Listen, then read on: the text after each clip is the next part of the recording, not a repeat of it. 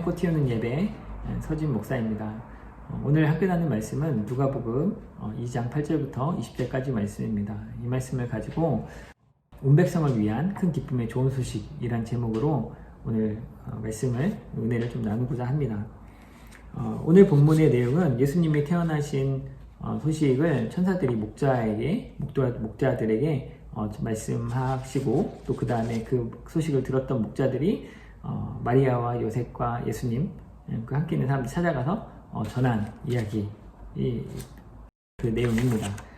이 내용의 등장인물을 따라서 간단히 좀 살펴보면서 오늘 말씀에 있는 복음이 무엇인지 또 복음을 하는 삶이 무엇인지 같이 생각해 보고자 합니다.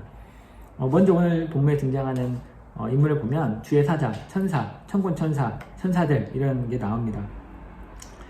예수님이 베들레헴 마구간에 태어나셨을 때 주의 사자는 그 사실을 사람들에게 알리는 역할을 합니다.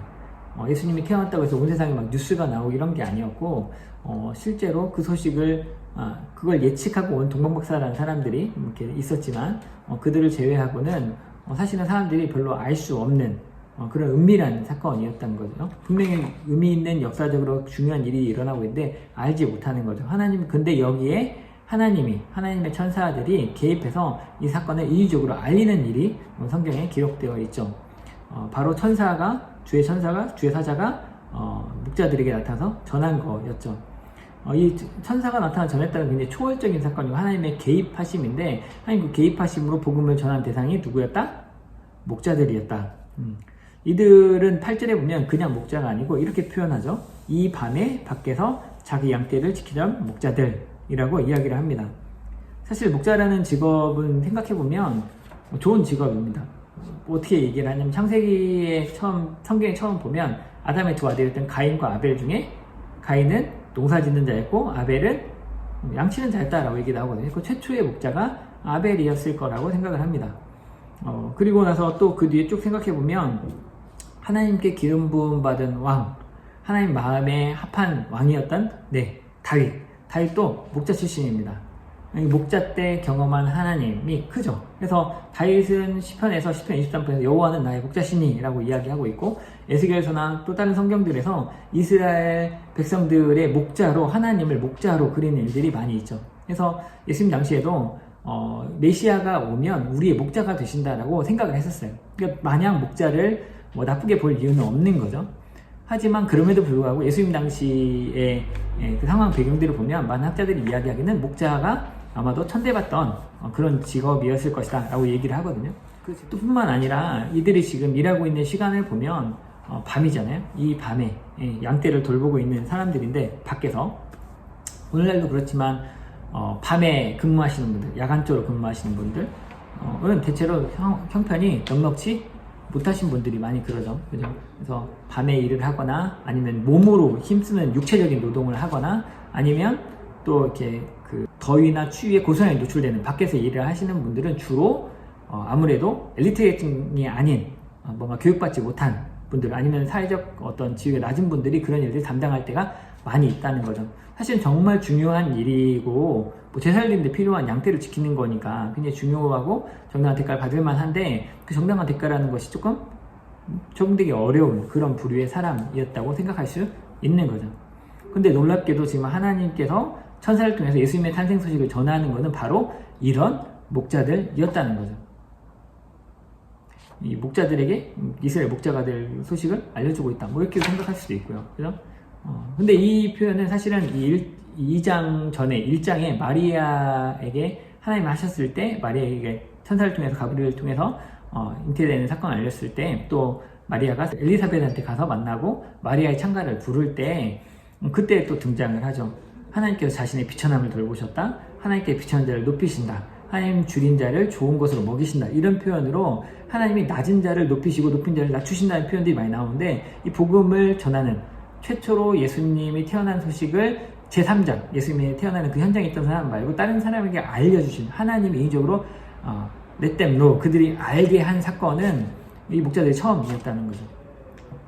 이렇게 주의 사자가 그들에게 초월적인 방법으로 알게 하지만 사실은 굉장히 일상적인 방법으로 알게 했습니다. 그게 무슨 말이냐면 9절에 보면 주의 사자 천사는 밤에 밖에서 양떼를 지키는 목자들 곁에 섰다고 했거든요. 곁에 섰다는 게 저는 보통 생각나는 그 성화를 보면 예수님이 태어나는 소식을 하면 양떼들이 이렇게 있고요. 여기 목자가 있고 천사가 이렇게 서가지고 막 날아다니면서 하늘의 영광에 땅에는 평화다 이렇게 얘기하는 그 장면밖에 기억이 안 나가지고 그것이 꼭 이렇게 초월적으로 정말 한 거라고 생각했어요. 근데 그 초월적인 그 의미를 가진 사건이 지금 곁에 서서 했다는 거예요.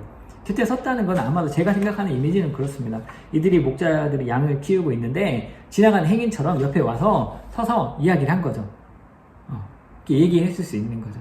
그래서 뭔가 그러니까 굉장히 초월과 일상이 막 엇갈려서 이렇게 쭉 가는데 이 평범성, 우리 이웃을 통해 들려지는 복음처럼 이렇게 왔을 수 있다는 거죠. 하지만 이들이 나타났을 때, 천사가 곁에 섰을 때 주의 영광이 비추었다고 했거든요. 빛을 비추는 것처럼 쫙 조명이 켜지면 쫙 했는데 그것이 누구한테? 천사들에게? 아니 그들에게. 그들은 아마도 문맥을 볼 때 그 안에 정확하게 나와 있지는 않지만 그들이라고만 되어 있지만 저는 목자이지 않을까. 누가 나타났는데 자기에게 뭐가 임한 걸 보고 뭔가 이렇게 놀란 것 같아요. 그래서 이들이 했던 표현은 뭐라고? 이들이 두려워했다라고 성경에 나와 있죠. 그래서 이 두려워했다는 표현도 재밌는데 1장에 보면 사가랴, 세리요한의 아버지였던 사가랴가 세리요한을 임신하게 될 거다. 세리요한을 자녀로 얻게 될 것이라는 이야기를 할 때 그때 천사를 보고 두려워했었고요. 또 그 다음에 마리아가, 동정녀 마리아가 천사 가브리엘에게 소식을 들었을 때도 그때도 이게 어찌 된 거냐고 놀라고 두려워했었죠. 그때 천사가 하는 말이 두려워하지 말라, 무서워하지 말라 라고 이야기를 했는데 오늘도 똑같은 패턴이 반복되고 있는 거죠. 다시 말하면 사가랴, 마리아, 목자들이 똑같이 하나님을 두려워하는, 하나님의 나타나심을 이렇게 경외하는 사람들 나타났다는 거죠. 그래서 중요한 이 두려워한다는 표현이 중요한데 이것은 하나님을 무서워한다는 게 아니고요. 하나님 경외한다는 게 우리가 막 옛날 우리 8, 90년대 많이 그랬던 것 같은데 하나님 앞에 우리가 왕을 만나는 것처럼 이렇게 해야 된다 라고 했는데 거기서 무서워하는 이미지 꼭 있었거든요. 근데 사실 그 무서워한다는 의미가 아니고 경외라는 거는 함부로 하지 않음 또는 이렇게 쉽게 판단 내리지 않음, 결론을 열어놓는 거죠. 좀 보는 거죠. 이거에 대해서는 유진 피터슨이 설명을 참 너무 잘하는데 제가 그것들을 잘 설명을 못하는 것 같은데 어쨌거나 그런 겁니다. 무서워도 벌벌 떠는 그런 공포스러운 무서움이 아니고요. 이게 뭐지? 어떻게 되는 거지? 이런 이렇게 경외함, 함부로 생각하지 않는 그런 상태를 이야기하는 거고 그거에 대해 천사는 두려워하지 말라고 사가랴처럼 그 다음 마리아처럼 이렇게 이야기를 목자들에게 하고 있다는 거죠. 그러니까 바꿔 말하면 사가랴나 마리아처럼 목자들의 위치가 하나님 계시를 받는 그런 관계 안에, 하나님과의 관계 안에 있다는 것을 의미한다는 거죠. 그리고 나서 이 두려워하지 말라고 하고 천사들이 진짜 그때부터 복음을 전하는데 그 복음이 뭐였냐면 10절에 보면 보라 내가 온 백성에게 전달할 알게 할 미칠 큰 기쁨의 소식, 좋은 소식을 전한다. 여기서 기쁨의 소식, 좋은 소식이 뭐예요? 굿뉴스. 굿뉴스 바로 복음이죠. 그죠? 이 복음은 그럼 누구한테 복음이냐? 목자들한테만 복음이냐? 아까 사회적으로 낮은 자들에게만 복음이냐? 그럴 수 있겠죠.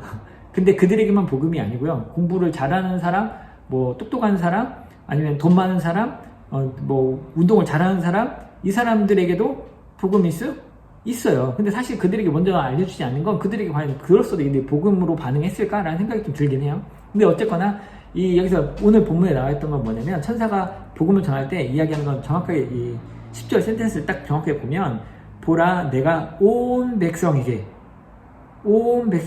미칠 그들에게 전할 그들이 알게 할 큰 기쁨의 좋은 소식을 너에게 알린다 너에게 전한다 라고 얘기하고 있거든요. 모든 사람에게 해당하는 복음이라는 거죠.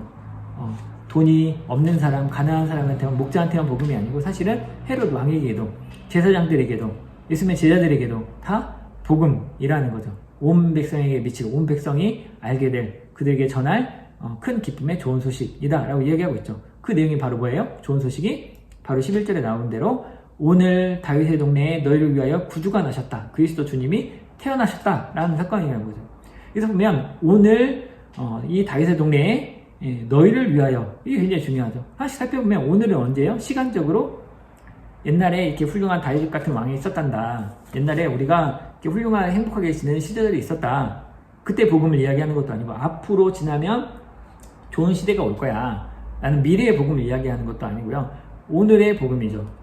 또 지리적으로 보면 수도였던 예루살렘만 복음이거나 아니면 저기 부엘세바 같은 뭐 그런 곳이 복음이라거나 이렇게 얘기하지 않고, 이 다윗의 동네, 지금 다윗의 동네 베들레헴 근교에서 지금 양을 치고 있는데, 이들이 볼 때 이 다윗에 가까운 나의 삶의 지경에 있는 그곳에 그곳에 주어지는 복음이라는 거죠.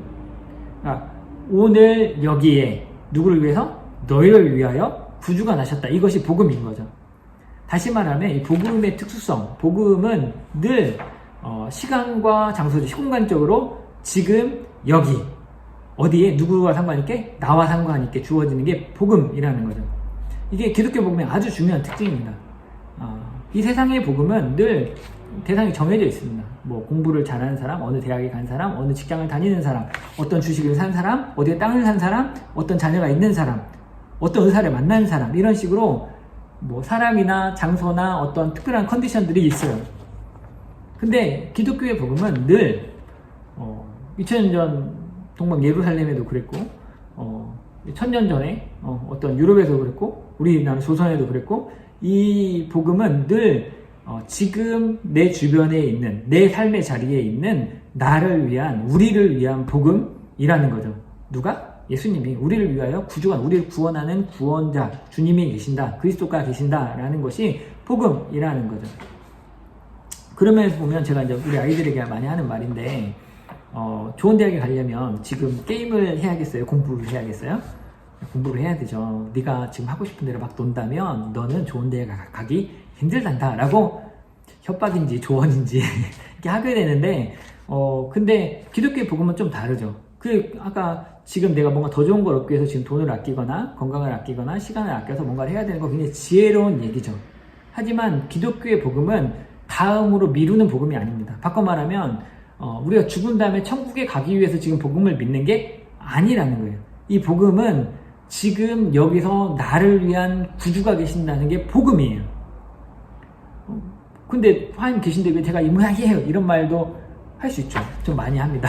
하라고도 하고, 그걸 할 수 있는 것이 또 다른 복음이라고 생각을 하는데, 어쨌거나 이 본문에서 오늘 다윗의 동네에 너희를 위하여 구주가 나셨다, 그리스도 주님이시다 라는 것이 복음이고, 그것은 바꿔 말하면 기독교의 복음은 오늘 내 삶의 자리에, 내 가정에, 내 직장에, 내 교회에, 지금 내가 예배하는 이 자리에, 내가 말씀 듣는 이곳에, 누구를 위해서? 나를 위해서, 여러분을 위해서 복음, 예수님이 우리의 구원자가 되신다는 것이, 예수님이 우리의 주님이 되신다는 것이 복음이라는 거죠.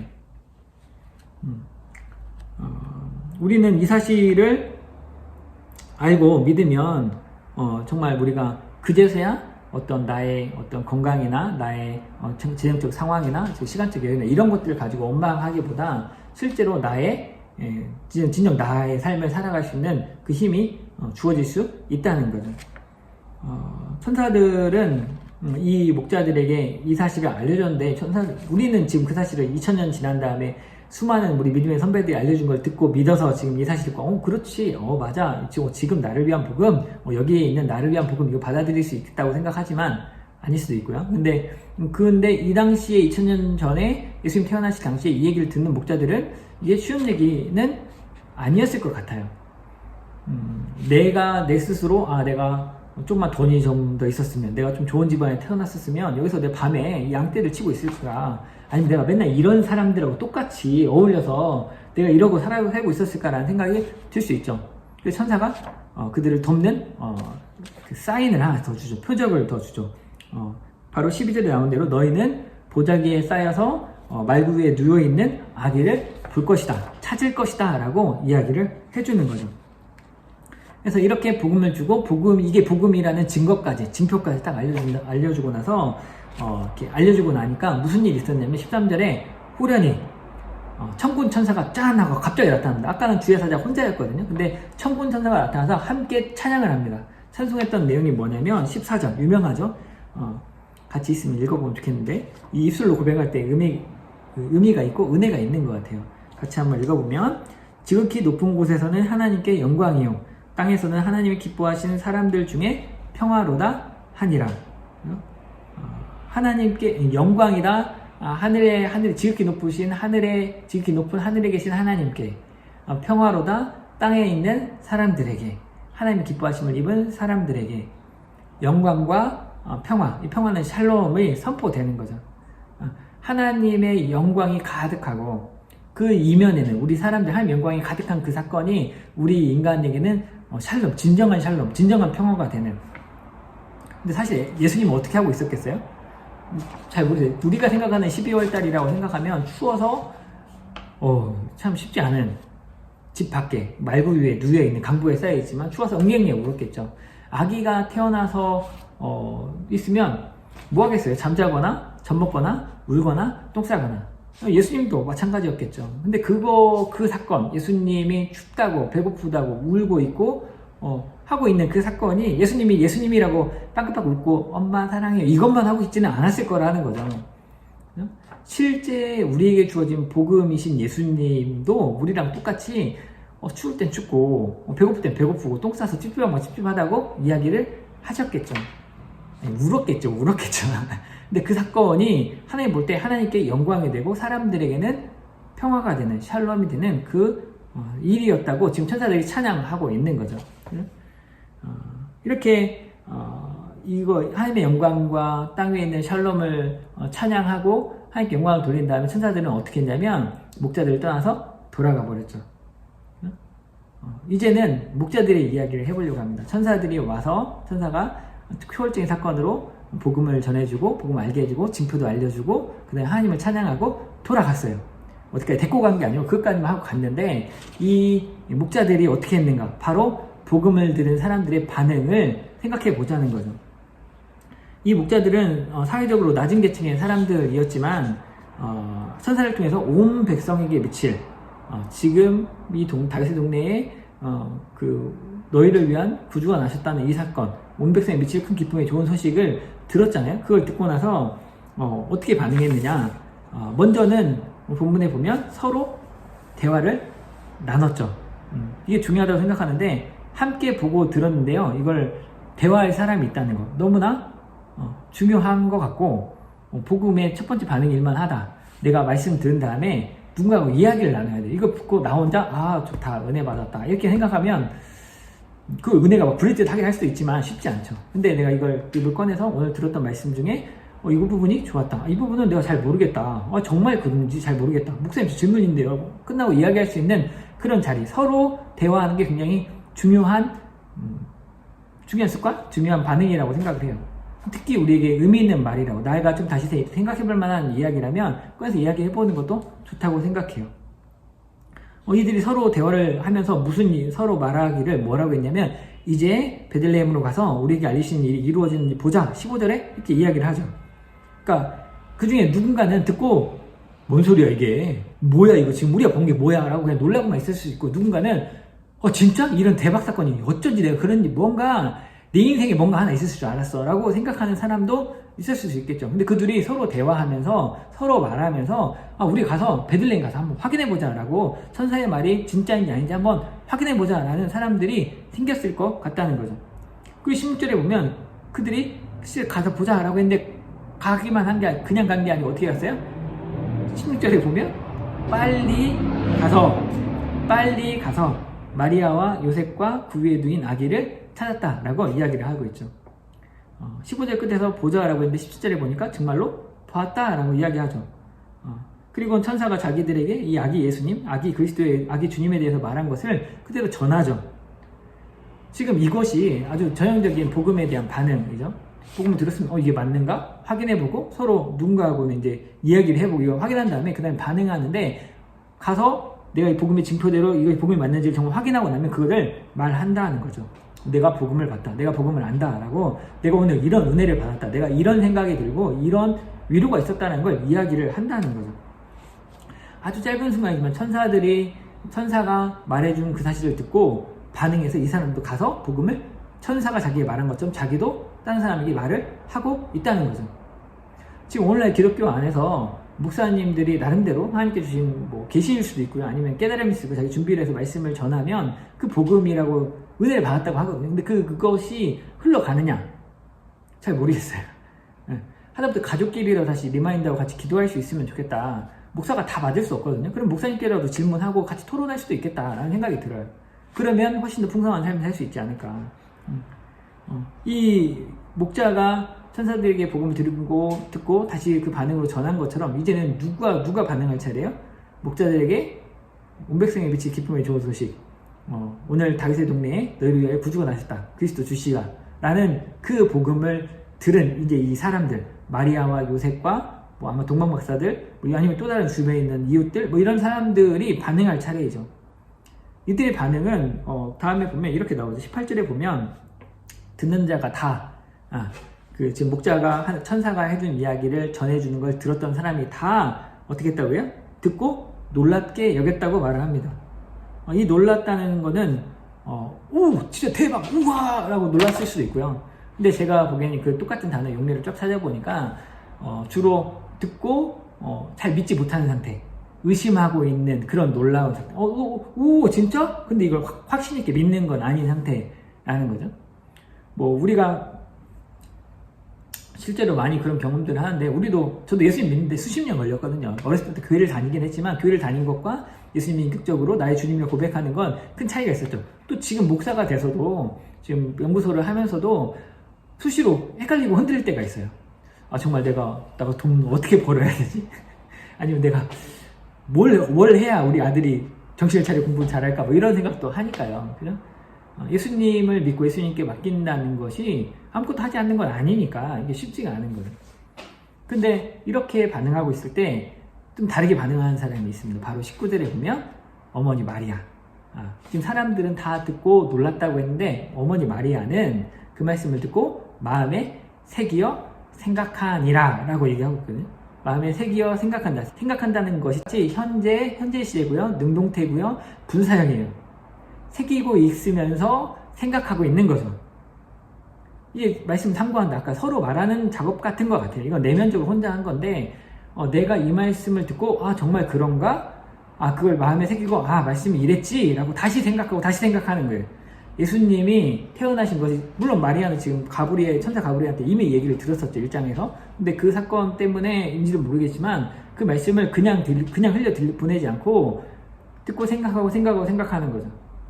원래 우리가 복음을 전해도 어떤 사람들은 듣고 그 말씀에 은혜 받았습니다, 감사합니다 하고 가서 나오면서 다 잃어버린다고 하는 것처럼 그냥 살죠. 근데 또 누군가는 그 말씀을 마음에 듣고 생각하고 새기고 생각하는 사람이 있을 것 같아요. 그러면 자기 직장에서, 자기 가정에서 자기 친구들에게 만날 때 그 말씀이 생각나고 그 말씀으로 그 사람을 권면하고 위로하고 세울 수도 있고, 또 실제로 자기가 무너질 때 그때 견디게 하는 새로운 힘을 주기도 하죠. 예수님의 구원자 되심의 사건, 이 사건은 우리가 어떻게 하면 잃어버리지 않을까 정말 단단히 연구하고 노력해야 되는 사건이라고 생각합니다. 이 영성이라고도 할 수 있는데, 예수님을 잊어버리지 않는 것, 예수님이 나를 위한 구주가 되신다는 것, 언제? 오늘 어디에? 이 다윗의 동네에 내 삶에 누굴 위하여? 나를 위하여, 너희를 위하여, 우리를 위하여 복음이 된다는 것을 잊지 않는 것. 이 코로나 시대에 그 사실을 잊지 않는 것이 너무나 중요한 단서가 될 수 있겠다는 거죠. 다시 목자들에게 좀 집중해 보면 천사들이 자기에게 말한 대로 이루어졌는지를 보려고 했고, 실제로 20절에 와서 봤잖아요. 정말로 이루어진 것을 봐야겠다고 봤는데, 그리고 나서는 이들이 아까 천사가 자기한테 복음을 전한 것처럼 본 다음에 그제는 천사들이 한 것을 똑같이 따라합니다. 무슨 얘기냐면 14절에서 천군 천사들이 찬송한 것처럼 이들도 하나님께 영광을 돌리고 찬송했다라고 하고 있죠. 또 15절에도 천사들이 목자 곁을 떠나서 하늘로 올라갔잖아요. 그들이 원래 있는 대로 갔잖아요. 20절 마지막 부분에 보면 이들도 하나님께 영광을 돌리고 찬송하고 돌아갔다고. 어디로 돌아갔겠어요? 양떼, 아까 놓고 온 양떼들한테 돌아갔겠죠. 양떼를 치러. 그죠? 자기들이 원래 있던 곳으로 돌아갔습니다. 천사들이 목자에게 나타나서 복음을 전하고 찬양하고 돌아갔다. 목자들도 마리아와 요셉과 사람들에게 와서 복음을 전하고 찬양하고 돌아갔다. 그죠? 그럼 우리가 해야 될 건 뭐겠어요? 이 말씀을 보고 우리도 이렇게 목자들처럼 일단은 이게 복음인지 맞는지 확인을 해야겠고요. 확인하면 그 다음에 그것들을 또 다시 누군가에 전하고 찬양하고 돌아가면 되는 거죠. 이게 중요하다고 생각하는데, 이 부분이 굉장히 중요하다고 생각하는데, 일단 오늘 다시 한번 정리하면, 오늘 우리에게 주어진 복음은 뭐였냐면 온 백성을 위한 온 백성에게 미칠, 온 백성에게 알게 될 큰 기쁨의 좋은 소식이 있다. 그것이 복음인데 그게 뭐냐면 오늘 다윗의 동네에 너희를 위하여 구주가 나셨다. 그리스도 주님이시다. 그리고 예수님이 오늘 내 삶에 나를 위해서, 우리를 위해서 그리스도 구주가 되신다. 우리의 구원자, 하나님의 메시아가 돼서 나를 구원하시는 주님이 되신다는 것이 복음이라는 거죠. 이 일이 하나님께 영광이 되고 이 일이 우리에게 평화, 샬롬이 될 거라는 거죠. 코로나가 끝나야 평화가 아니래요. 코로나가 있지만 그럼에도 불구하고 예수님이 나의 구원자가 되신다는 사실이 나에게 샬롬을 주는 열쇠가 될 거라는 거죠. 이걸 듣고 마음에 새기고 생각하는 게 중요하겠다는 거예요. 우리가 이 사실을 일단 들었으면 목자들이 듣고 가서 확인했던 것처럼 우리도 확인해야 될 거 아니에요? 천사들이 그들에게는 가서 예수님, 누워있는 아기 예수님을 직접 확인할 수 있도록 사인을, 표적을 명확하게 이것이 너에게 표적이 되리라라고 예수님이 강보해 주셔서 구유에 누워있을 거라고 알려줬는데 우리도 그런 것들을 확인을 해야 될 거 아니에요? 어디 가서 확인을 하겠어요? 예수님 계신 데 가서 확인해야 되죠. 예수님 계신 데가 어디예요? 네, 온 세상이 예수님이긴 한데 성경, 개인적으로 먼저 성경이겠죠. 성경을 펴서 말씀을 보면 하나님이 여기 계시는구나, 하나님이 정말로 우리의 샬롬이 되시는구나 확인할 수 있죠. 또 언제 할 수 있겠어요? 기도할 때 실제로 내가 무릎 꿇고 주님의 이름을 부르고 우리에게 은혜를 베풀어 달라고, 우리를 용서해 달라고, 우리를 사랑해 달라고, 내가 주님을 사랑한다고 고백할 때 실제로 하나님의 인격성을, 하나님의 사랑을 느낄 수가 있다는 거죠. 그래서 우리의 말씀 가운데, 기도 가운데, 찬양 가운데, 예배 가운데 실제 우리 가서 예수님을 만나야겠죠. 만나야 그 복음을 확인하고, 확인된 복음을 가서 너 교회 다녀, 너 이래 복 받는데, 이게 아니고 내가 오늘 말씀을 통해서, 내가 오늘 찬양을 통해서, 오늘 기도를 통해서, 오늘 예배를 통해서, 오늘 누구 목사님, 집사님, 권사님 만나서, 내 친구를 만나서 이런 은혜를 경험했다라고 나눌 거 아니에요. 그럼 그 말을 듣고 누군가는 듣고 놀라고, 그래? 라고 그러든지 말든지 할 수도 있고, 아니면 누군가는 마리아처럼 그 말을 듣고 새기고, 그럼 나도 말씀 한번 읽어볼까? 그럼 나도 기도 한번 해볼까? 나는 그럼 어떻게 예배에 참석하면 돼? 이런 걸 물어볼 수 있겠죠. 여기서 더 중요한 건 뭐냐면, 아까 말씀을 듣고 돌아갔다는 것이 굉장히 중요한 포인트고, 오늘 복음으로 반응하는 삶의 마지막 핵심으로 잡고 싶은데요. 우리가 살아야 되는 삶은, 예수님의 복음을 만난 다음에 우리가 살아야 되는 삶은 복음에 반응한 복음 전하는 선교사가 되거나 뭐 전도사가 되거나 목사가 되는 거일까? 아니겠죠. 그죠? 왜냐하면 성경에도 그런 사람들이 나옵니다. 예수님의 12제자 같은 사람들, 사도 바울 같은 사람들, 전업으로 그런 것들을 하는 감당한 사람들이 생기죠. 하지만 대부분의 사람들은 예수님을 만난 다음에 자기가 살던 삶으로 돌아갑니다. 자기 가정으로 돌아가고 네 고향으로 돌아가서, 좀 거라사 광야 같은 경우도 하나님이 너에게 어떻게 큰 은혜를 베푸셨는지 가서 알려주라고 말씀하시는데, 그렇죠. 우리 삶으로 다시 돌아가는 거죠. 하나님의 복음을 가지고 내 삶으로 돌아가는 겁니다. 이게 너무나 중요한데, 이 목자들은 예수님 만나고 나서 그 복음의 감격을 가지고 자기 삶으로 양떼 있는 곳으로 돌아가서 양떼를 쳤을 거란 말이죠. 근데 이게 과연 이전처럼 나는 세상에서 인정받지 못하는 사람, 내가 부모 잘못 만나서, 내가 공부하지 못해서, 내가 능력이 없어서 이 세상 어떻게 역전시키지 못해서 어쩔 수 없이 이 밤에 이슬 맞으면서 내가 몸으로 노동하고 있구나, 내 저주받은 인생아 라고 자책한 게 아니었을 거라는 거죠. 하나님을 찬양하는, 하나님의 영광을, 하나님께 영광을 돌리고 찬양하는, 그리고 예수님을 봤다. 오늘 다윗의 동네에 나를 위한 구주가 나셨다. 예수 그리스도 주님이시다. 이 예수님이 나의 주님이시다. 라는 걸 아는 사람으로서 양을 치는 새로운 삶을 살았을 거라는 거죠. 하나님이 헤로드 왕에게, 저 바리새인들에게, 저 제사장한테 먼저 간 게 아니고, 하나님 내게 이 사건을 놓치지 않도록 나에게 알려주셨구나. 내가 그 예수님을 알았구나. 나 같은 사람, 나같이 무식하고, 나같이 가난하고, 나같이 연약한 사람인데도 불구하고 내가 예수님을 알게 되었구나. 더 이상 내가 이 세상에 못나서 어쩔 수 없이 이런 삶을 사는 것이 아니라, 하나님을 아는 사람, 영광을 아는 사람으로, 하나님의 손과 발이 이 땅을 섬기는 사람으로 살 수 있을 거라는 거죠. 이런 삶을 살아야 하겠다는 거죠. 마치 사도 바울의 권면이 생각나는데, 사도 바울이 이렇게 얘기했잖아요. 너희는 먹든지 마시든지 무엇을 하든지 하나님의 영광을 위해 하라. 하나님의 영광을 위해 살려면 그 먹든지 마시든지 무슨 일을 하든지 그 일 가운데 하나님을 봐야 될 거 아닐까요? 나를 위한 복음이 살아있어야 그런 삶을 살 수 있지 않을까요? 내가 지금 이 버러지 같은 인생 벗어나려고, 그것도 큰 중요한 힘이고 원동력이 될 수 있겠죠. 하지만 우리 크리스찬들, 우리 그리스도인들, 하나님의 자녀들이 살아야 되는 방식은 그런 어떤 오기와 본때를 보여주기 위한 삶이라기보다는 하나님의 구원에 감격한, 이 땅의 복음을 알게 하는, 이 땅에 하나님 나라가 임하게 하는, 하나님께 영광이 되고 땅 위에는 평화가 되는, 이 땅에 샬롬이 소용되는 그 사건을 위해서 하게 되는 삶이라는 거죠. 거기에 고통이 없다는 것도 아니고 괴로움이 없다는 것도 아니라는 거죠. 목자들이 밤에 가서 야간 근무하는데 어떻게 안 힘들겠어요? 힘들죠.